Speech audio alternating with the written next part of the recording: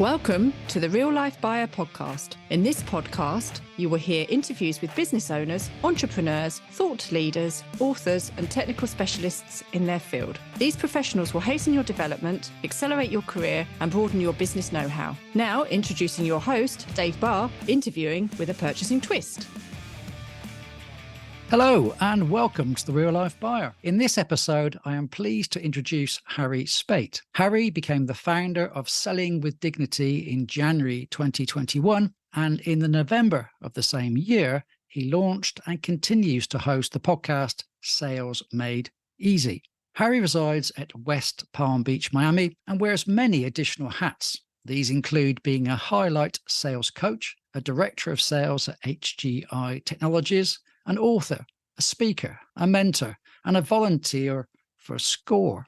I believe a buyer and a seller need to form solid relationships based on trust, respect, and empathy. And so I'm extremely curious to discover the sales teachings Harry shares with his students and colleagues to gain the best outcome for both parties. So without further ado, I welcome Harry onto the podcast. Hi, Harry. Hey, Dave. It's great to be here from not so sunny Florida today, but it's awesome to be here, sir. Excellent. Been looking forward to this. Always love chatting to salespeople. So you've got a tremendous history, probably quite a diverse history when people hear about it. Can you share some of the journey, the significant events, perhaps particular crossroads that have led you to this particular point in your life? Yeah, absolutely. So thanks again.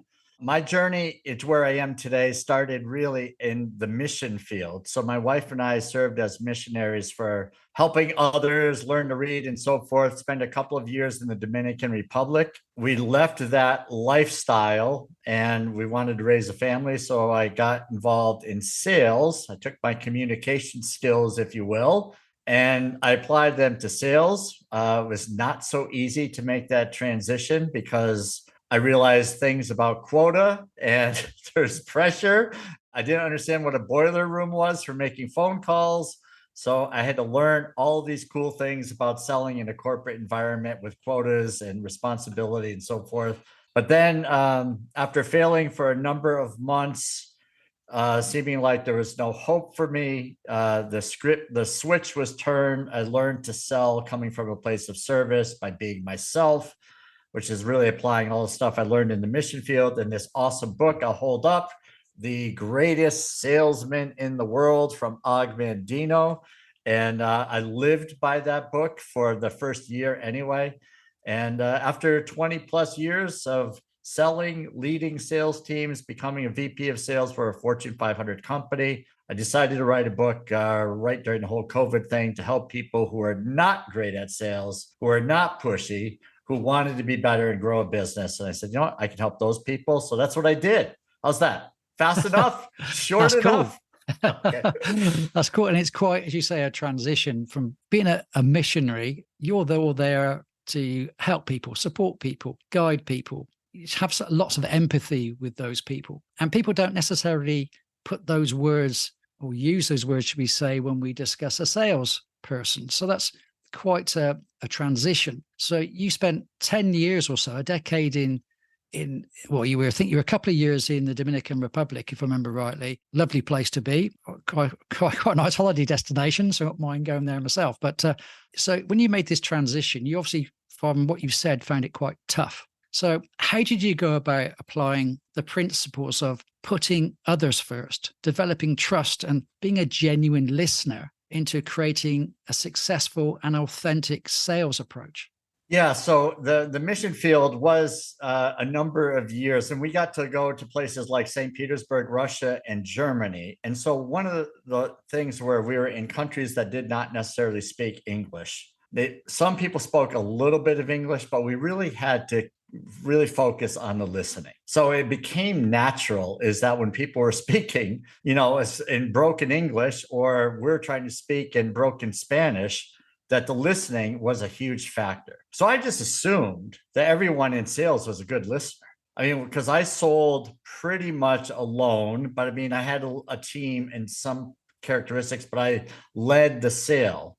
So I would be the one communicating primarily with the prospect. And I just assumed everyone else was a great listener.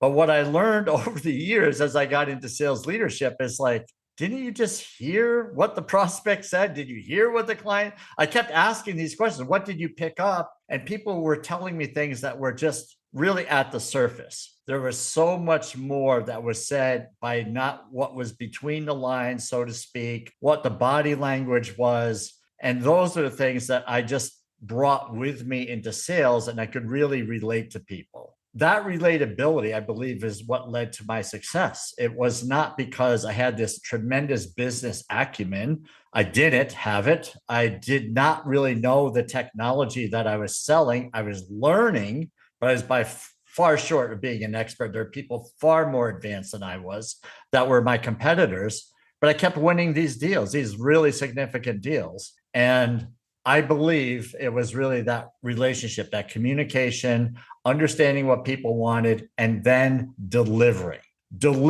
on the simple things. Like someone will say, Dave, you probably have seen this once or twice over the years from salespeople. They set an appointment for 9 a.m. They show up at 9:05 and they don't even apologize. They think 9:05 is close enough. To me, that was appalling. Like if it was 1 minute up, it was 9. It was, apologies. So just showing up on time, doing what you say you're going to do, and being committed to what your truth is, and then being a great listener and communicator all leads to great success in selling. What's your thought on that?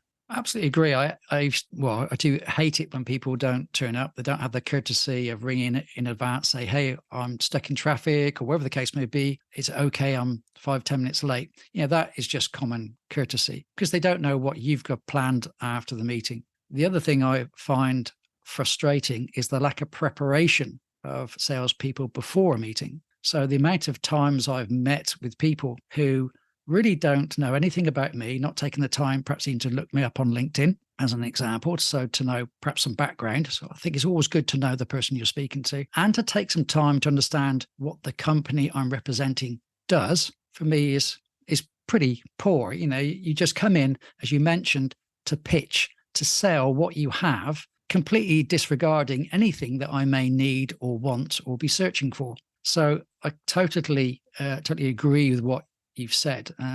Just want to add the fact that the lack of preparation, the lack of consideration are two major factors that really people need to bring in and obviously apply when they're going to have a meeting, as it is only courtesy. Yeah, you really hit the nail on the head. I just had Lee Salz, who's an author and sales strategist, on my podcast, and he said, why would a person, buyer, whatever the role is, meet with a salesperson if they're not going to get any value from it?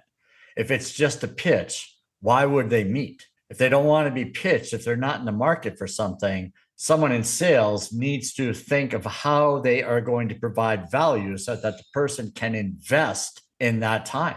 If they don't see the value, they're not going to make the time investment.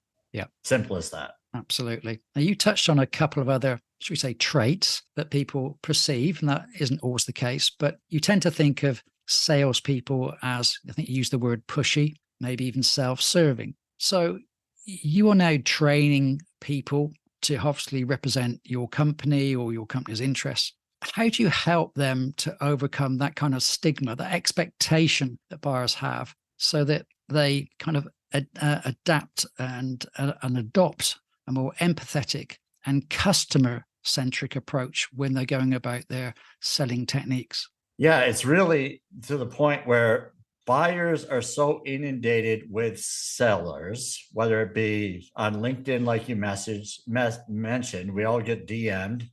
We have spam likely on our iPhone is calling us. We block callers once we find out a number, right? Overseas, it's all over the place. Emails. So we're really inundated. All of us are. And I simply try to help people who are selling, whether it be an entrepreneur or a salesperson, is to put yourself on the other side of the desk, like what we're doing here. Do you like to be pitched to?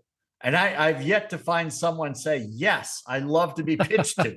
No, nobody does. And yet we see it over and over again. So understanding that nobody likes to be pitched, understanding too that buyers are under a lot of stress. They have regular responsibilities other than meeting with salespeople. So respecting their time, showing empathy, recognizing that they've got other things on their plate and maybe we're not the priority. And so we're calling, emailing, it's like, where's my deal? Are you going to do this or not? And people get frustrated on the sales side of things. I see it all the time. And it's like they're so frustrated because the buyer is holding off. And I simply ask, well, do you do the same? Don't you ever do the same? You say you're going to do something, to buy something, and then you get distracted. Other things come up in your life, other priorities. Same thing happens with them. It's not like they went from nice person to being a mean person. They just have other responsibilities. And that's where empathy comes in. So now you can think through this more like a human being than a person who's just selling, looking out for their own interests. How does that sound with you? Yeah, absolutely. Some of the examples of people that have sold to me or tried to sell to me include getting out a laptop and going through a presentation. They have a video they want me to see. You can almost see the scripts that are dripping off the page in front of me. Now, what they haven't done and what they usually don't do is, if I'm inviting them to come in and have a chat, I would expect them to want to understand about the problems that I'm interested in, what the problems that I want resolved, and to focus on the solutions potentially they can offer based on those problems. But you'd be surprised on how many don't even want to know what the problems. They just want to get their point of view across, what their wonderful product or service does, without understanding where my needs are, where my requirements are. And that I find quite challenging and frustrating, really. It's all about that preparation again. But when they come into the meeting, it's engaging in a conversation, being a kind of human being, and say, I'm here to help you if I can. Can we discuss your issues? That opens up things far better than just a drone on with a PowerPoint. Really does. It's so good. Can I ask what question you would like to hear from someone in sales to start off a conversation? Firstly, you do expect there to be some general chit chat, a bit of humanity. Hey, great to meet you. Talk about, things, how long you've been here, what kind of things do you do? Can you explain to me a little bit more about X, Y, and Z? I've done some research. So you open up a bit of dialogue, a bit of chat, perhaps some interest. So you're actually talking to each other as two individuals, not necessarily a salesperson and as a buyer. But then, as I said, go into the fact, well, I'm representing a company that does X, Y, and Z. But before we talk about what products I have, can we discuss any particular issues you have in this area with perhaps your current suppliers? Have you got things that you would like to improve? Are there gaps in the portfolio of products that you currently buy? Are you looking for solutions to a particular problem? Those are the sort of questions that invite me to speak and have a dialogue with them, rather than me sitting back and them instructing me, informing me, and educating me on the wonderful things that their products and services do, without any understanding or comprehension what I'm looking for. Yeah, exactly. I mean, it's so good. So understanding you as a person a little bit, how long you've been with the company, or even today, because so much is available on LinkedIn, you could say, well, I've seen you've been with the same company for 20 years. This must be a great place to work. Exactly. What has kept you here so long? What's the culture like? You start going into the human side of things and you're having a conversation, and now there's back and forth going on. And a few minutes pass, and then, sometimes you just kind of let it go and you say, well, this is so good. I'm really building rapport here. I'm gaining trust. And then, now you can have a conversation where you can transition, say, so what's been on your mind lately with, with challenges, or the way the market is, or way the economic situation is? What's going through your mind these days? And now you got a whole conversation going on. And you think, if you can just sit back in the seller's role and just listen. And, years ago, I take full responsibility, Dave, is that I would try to listen until they would bring up something that I sold. We just can't do that anymore, because selling is different than it was 20 years ago. Again, 20 years ago, not everyone was getting spammed every minute of the day.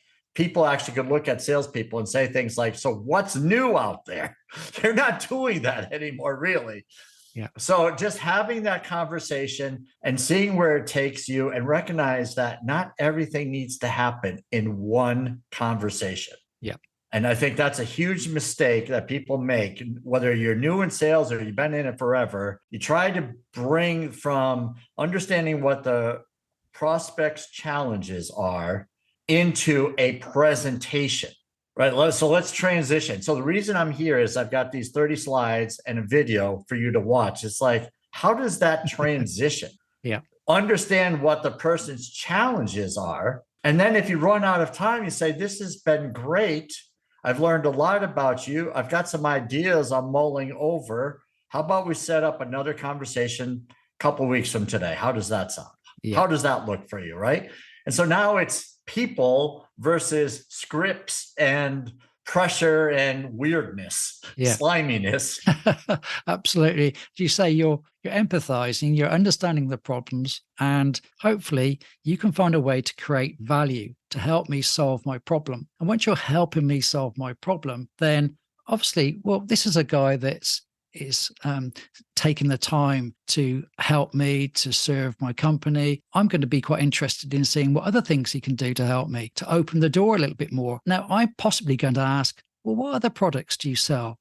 I could invite them in to share even more than they would have done if they just gave me the sales pitch. As you say, to have a secondary meeting, a third meeting, it just develops and blossoms the relationship. Yeah, exactly. So if you're as a buyer, you're buying something that's relatively expensive. It's not just a widget for $1.99, but it's something that you had to make an investment in with a company and the person you're speaking to. Would you ever do that on one conversation if you didn't know who this company and person were? Would you do that in one conversation and say, yeah, I trust you. Here, I'm going to make a big investment in you? It'd be pretty surprising if it did.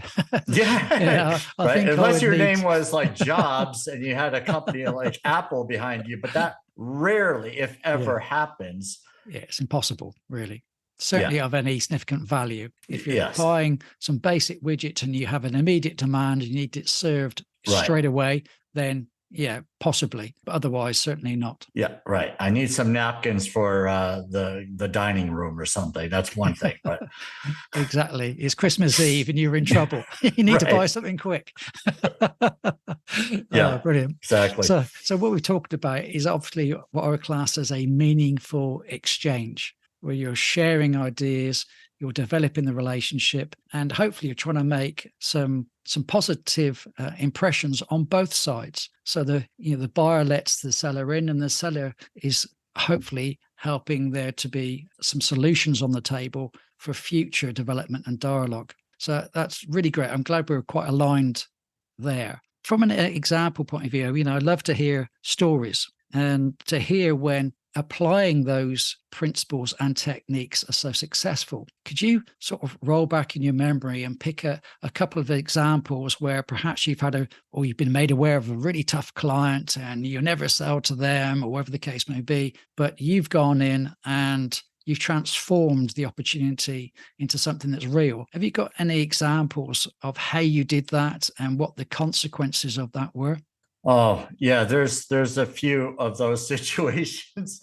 So a simple thing that comes to mind that I think people can apply as a story is where you're trying to follow up with a buyer, and salespeople in general, they get tunnel vision. And they just want to ask, where do we stand? Where's the order? Is the paperwork ready? And they say all these same things 50 different ways, and it gets annoying.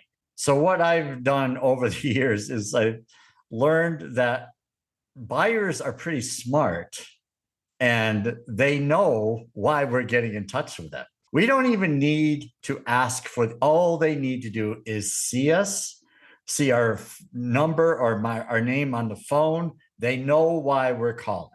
So they will typically turn that down if they're not ready for us, or if they're not ready to make a decision. They know we're there.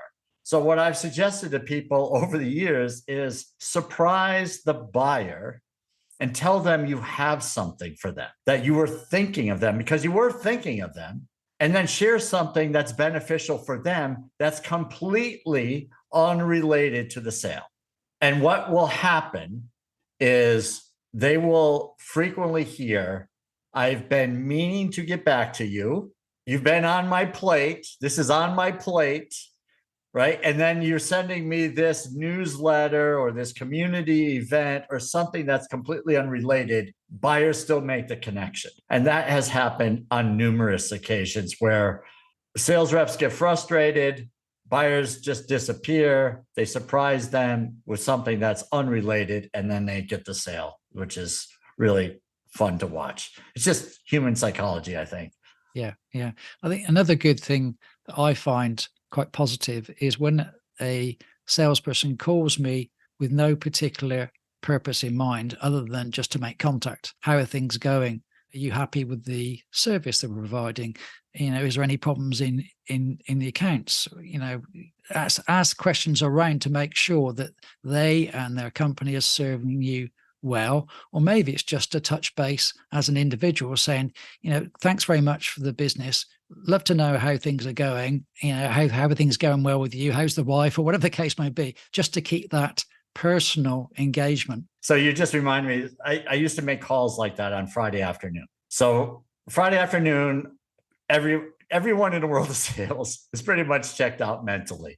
They may be still going through the motion, but I thought, I'm still going to make some calls. I'm still going to talk to people because I viewed it as my own business. In sales, you don't get paid unless you sell stuff. So I viewed it as like an entrepreneur. It's like, this is my business.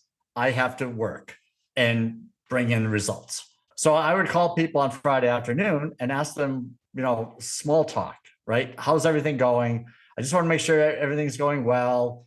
What's going on this weekend? And people would say to me, what are you calling from the golf course? And it was just like this running joke that I would now have customers that would say, well, Harry calls me on Friday afternoon from the golf course. And that kind of banter, just, those people aren't going anywhere. Yeah. Because now you're buddies. And that's just a simple thing to do is make some calls to people that are your clients already on a Friday afternoon. Ask them about the weekend. Tell them you're thinking of them. That's going to go a long way.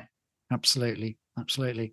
Now, we all know that both sales guys and purchasing guys have targets to hit. It can be quite often perceived as a numbers game. You guys need to hit certain amounts of sales and margin and so forth. And the buyers clearly have got to make sure the delivery is right, the quality is right, the price is right. Now, of course, that, makes it more challenging, shall we say, because there are timelines against those parameters. So how do you help your sales guys balance the need for results in a timely manner with the long-term goal of building, as we talked about, genuine relationships when they're under pressure to hit the numbers? Yeah, it's a great question and it's a real thing, but you can't sacrifice the relationship to hit your number. When you do and you make it about yourself, you're really at risk. I lost a client one time. It went really south. Someone I'd been doing business with for years.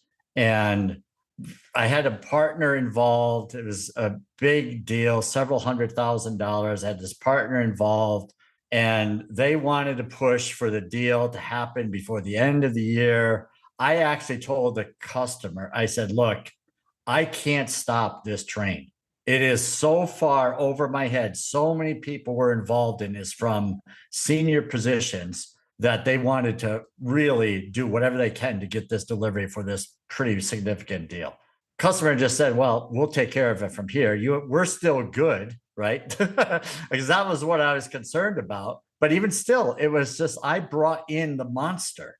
And that just was, the relationship recovered to some degree, but it was never the same because I brought in this monster that just wanted to bulldoze a deal and they didn't care really what the customer wanted. And it was unfortunate. So that stuff happens. So now what? You've got a customer that's not happy.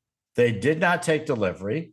They went with a competitor, and now you have to fight to do business with them again over getting the deal in 1 week ahead before the end of the year. This is madness. So wherever I could, I would fall on the sword, tell a little white lie. Yes, we've been trying to reach the customer. They're really busy. And it's like, they told me a couple of weeks ago, it's like, there's no way that we're going to take delivery. So you respect that and you fall on the sword, and just, that's what you have to do sometimes to protect the relationship. So, yeah. That's interesting. And I guess certainly in your career, you've encountered obviously many objections. You've encountered resistance from buyers, and that's probably been something that has plagued you from the day you started selling.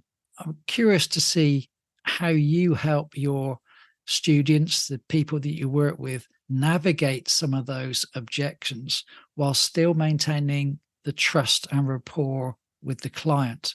What's the tips and techniques that you share with people around you to help them? Well, this is so great. I'm chuckling because I'm thinking of years ago. I used to think I was so great at overcoming objections. And then I went into a situation, I even wrote about this in the book, is that I overcame this unhappy client's objection like I had absolutely no empathy. I was performing. I mean, I had a sales rep with me. It was his account. I was a sales leader. I was taking everything in and just coming back with, we're going to take care of that. We're going to do this. I was masterful. And then we left the account. I'm high-fiving the sales rep. It's like, we're going to get this deal. It was 6 figures. It's a nice deal.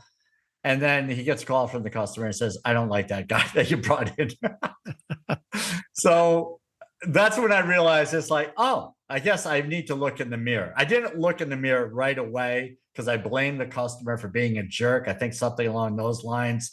But then I realized that the way I handled that situation was it was all about me. My ego was there. I had no empathy for the person's problems. And so I learned that overcoming objections is not necessarily a great thing. And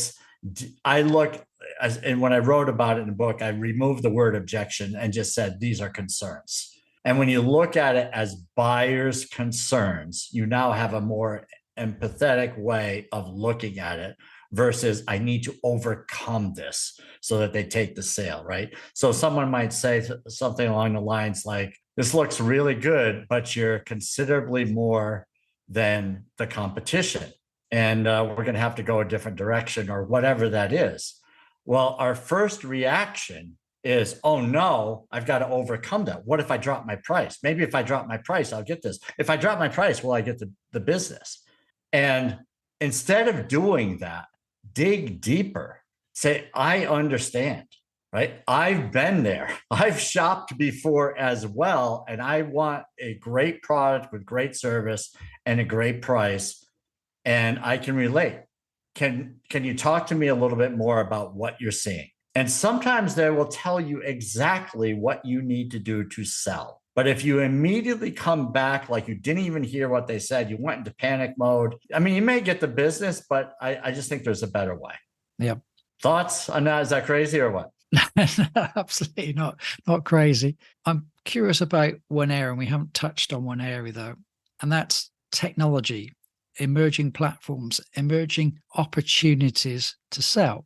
Now, we've all seen, Facebook grow like crazy, Instagram, TikTok's gone wild. You appear on platforms frequently, as we discussed, with your short videos. Now, I'm curious to see where you believe technology is going to impact the sales process, and how that the work you do on there will impact the buyers that could end up reaching out to you. Is this an effective method of starting to build the know, like, and trust factor with the buyers as you see it? Is it going to continue? What's your thoughts on that? Oh, 100%. I mean, it's, you look at people like Gary Vaynerchuk and Alex Hormozi. These guys and many others are putting out tons of video content. And it's like, the person, right? Alex Hormozi, Gary Vaynerchuk. This is such a huge opportunity, and it is free, ladies. I don't need to tell you this, But last time I checked, you can post video and get your message out and not be charged. And hundreds, if not thousands of people see you, and you can become known in your community or internationally for free. I mean, it's like years ago, people had to pay. We used to have this thing, a big yellow book. I don't know if they had this in the UK, but it had all these businesses in there, and you had to pay like $100,000 a year for an ad. Now it's like you could do your own ads. I'm not even talking about paid ads. It's just free video. And I feel like so many people are missing out on this opportunity because they're camera shy and they're just not comfortable in front of the camera. And I just say, get over it. I wasn't either. Nobody is. We don't like to necessarily self-promote. That's not the way we were raised. But eventually you have to say, if they're not buying from me, they're going to buy from someone less that's not as dedicated as I am. And I'm better for that. And so I've got to do what everyone else is doing, and I got to be good at it. So that's my approach. And I don't think it's going anywhere. I mean, AI is great. I'm a big fan of using AI where I can, but with the technology, with podcasting, with video, the various platforms, you get a chance for people to really get to know you. And I have people that are saying that reach out to me. They go, because I've got this harrychat.com, and, you know, it now becomes a thing. And so people see me, hey, it's Harry Chat, you know, which is hysterical, because I never intended it for it to be that way, but it rings so easy. Now I've got people going, you know, setting up meetings with me that are absolute complete strangers. So who wouldn't want that, in my opinion? Yeah. What's your thought on it? Do you feel like similar? Yeah, I've done a number of short videos myself over the time. I'd put out 100 negotiation tips, and I purposely went to different locations, had different backdrops, trying to spice things up, make it interesting as well. And it was great to get some really positive feedback from people. As they say, it's something like, was it 21 times or more, where people sort of touch base with you as they start to develop that kind of relationship. So seeing you frequently builds that understanding almost. Yeah, it is so good. And I was just watching a social media manager recently, and she was saying that it's the people that don't like and don't comment that will be your clients. It's the people that are underneath the surface, believe it or not, because she said that a lot of times your friends are the ones that are commenting. People that know you may just want to support you, but it's the people who are curious and are thinking about you. And this I find is very true. So yeah. It's interesting. And you nailed that too. It's like you provide value. The key is your self-promotion comes simply by providing value for people. So every video, I try to provide value, or at least some humor, so that people are chuckling. Like my Friday Funny, there's a pill for that. So I'm going to keep those up for the foreseeable future. But yeah, so people like it, see the humor, or get something that's educational and say, I like that guy, Dave. He knows his stuff. And that's going to work for your business. Brilliant. Now, before I ask my last question, keeping an eye on the time, I'm sure people are now curious about your videos. They're curious about what you do, your book, your podcast. Where can people find out lots more about you? Where should they go and have a search? Yeah, the simplest place is sellingwithdignity.com. Everything is there. Podcasts, if you want to set up a call with me, you can do that. Book is there. You can download free chapters of the book. So it's all there, sellingwithdignity.com. And they can follow me on LinkedIn if they want to. Cool. Now, today, and I do this regularly, I jump on to, there's an organization called Federation of Small Business. I jump on to the regular video conference calls they have. And you obviously will get a huge range of small to medium-sized businesses appear on there trying to network. And it's a constant struggle. And it was again today, people struggling to know what's the best way to network, what's the best way to make engagements with clients from a cold basis.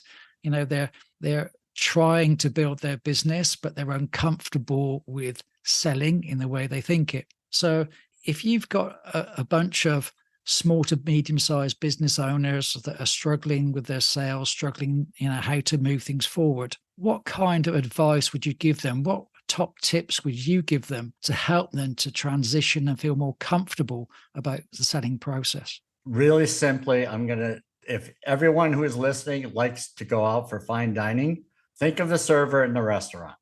The server serves. The server serves again and keeps serving.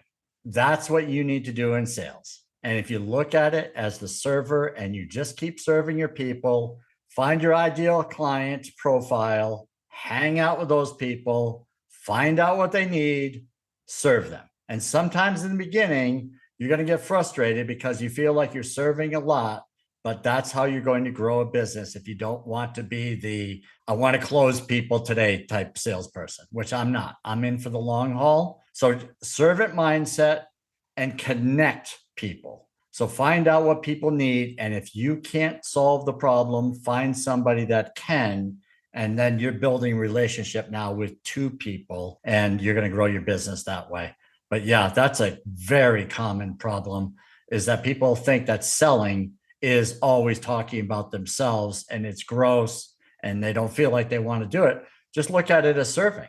Say, I'm going to provide value to somebody in this meeting, and I'm going to have a conversation with people after. I've got to go from the meeting to one-on-ones and provide value for that person. Look them up, find out what they need, what they do, provide value for them. Good things will start to happen. Brilliant. That's great advice. It's been fabulous having you chat today. The time has shot by so quickly. We've had some great fun today, Harry.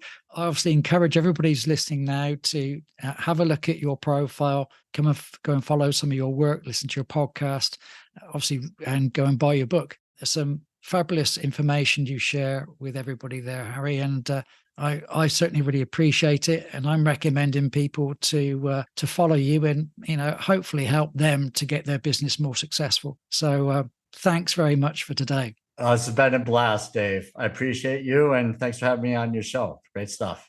Keep it going. Cheers, mate. Bye. Cheers. So there's another Real Life Buyer podcast. I do hope you enjoyed it and it's given you some ideas and inspiration for greater action and achievement. If you are a purchasing or a supply chain professional, business owner or director, come and join my Facebook group, the Purchasing and Supply Chain Community Hub, a safe place to engage with like-minded, friendly people. See you soon. Bye.